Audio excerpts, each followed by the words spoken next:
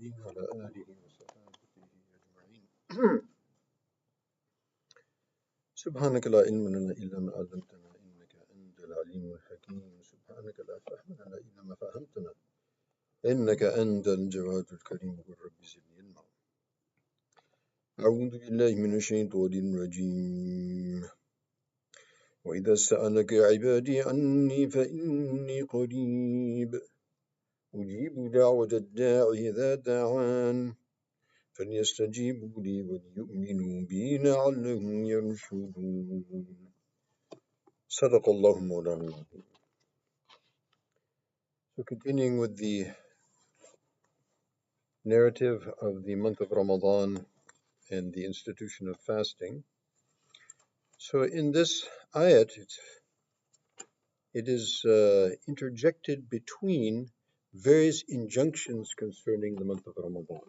So we have heard about the sighting of the moon, the obligation of the fidya, etc. And thereafter we're going to also listen to the discourse regarding conjugal relationships and also the issue of i'tikaf. Here, Allah subhanahu wa ta'ala interjects between these injunctions a very wonderful directive.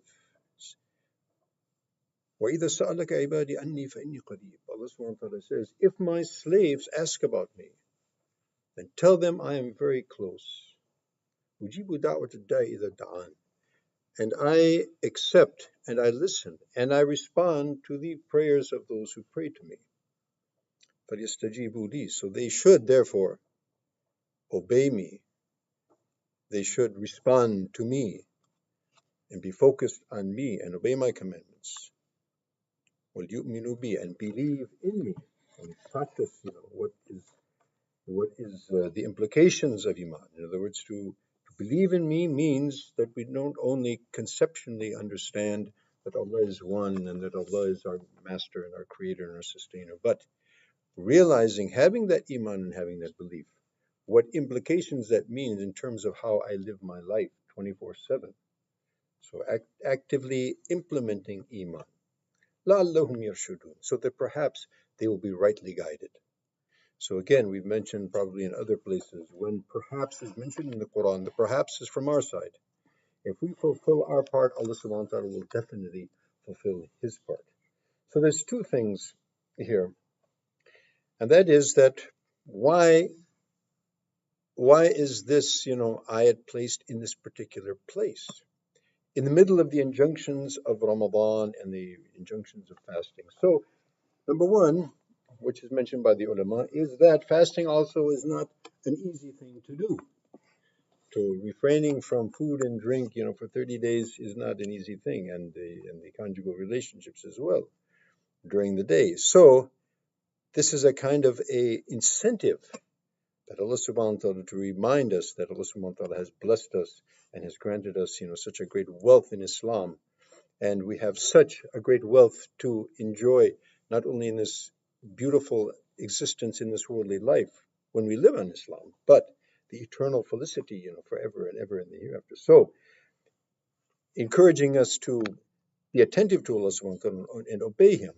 At the same time, also, the mention of dua is probably an ishara, an indication that the fasting itself is a medium of acceptance of dua, as we've mentioned earlier. And as Nabi alayhi salatu wasalam has mentioned very explicitly in hadith, لِلصَّائِمِ عِنْدَ فِطْرِهِ دَعْوَةٌ مُسْتَجَابَةٌ, that the person who is fasting at the time of iftar, he has an acceptable dua. So the connection of dua and fasting is very intrinsic and is very, is very well known. So may Allah subhanahu wa ta'ala give us tawfiq. There's one last injunction that we want to mention regarding the last ayats, and that was that we remember that we have talked about man shahida minkum ash-shahr falyasum, who witnesses the month, then he should sum. So how do we witness the month? What determines that we have actually met with the month? And this is very critical, because now we live in a time where people are confused about this issue, whereas Islam, there is no confusion. It's a very simple and very straightforward religion. It's very simple. Sumu bi ru'yatihi وافطروا برؤيته فإن غم عليكم فأكملوا العدة 30 يوما. So Nabi Sallallahu has given us, you see, a directive that makes it easy for the Bedouin of the mountains and the PhD in Harvard or Yale. And that is, when you see the moon, you begin your fast. When you see the moon, you finish your fast.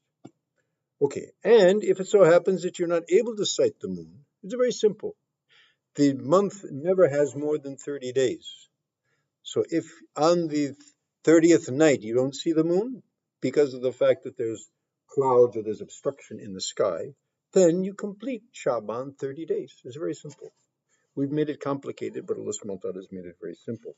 So, in sighting the moon, either we see it ourselves and then we have to, of course, follow our sighting that we have seen, or accept the witnesses of acceptable witnesses who have given witness that they have actually sighted.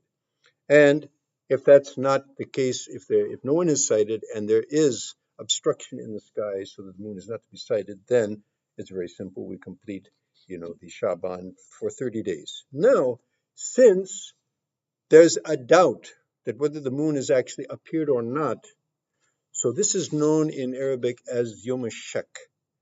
There's a doubt. We don't know whether the moon actually has appeared or not because there's clouds in the sky. So on Yom Shak, as far as we're concerned, there's no shak because we didn't see it.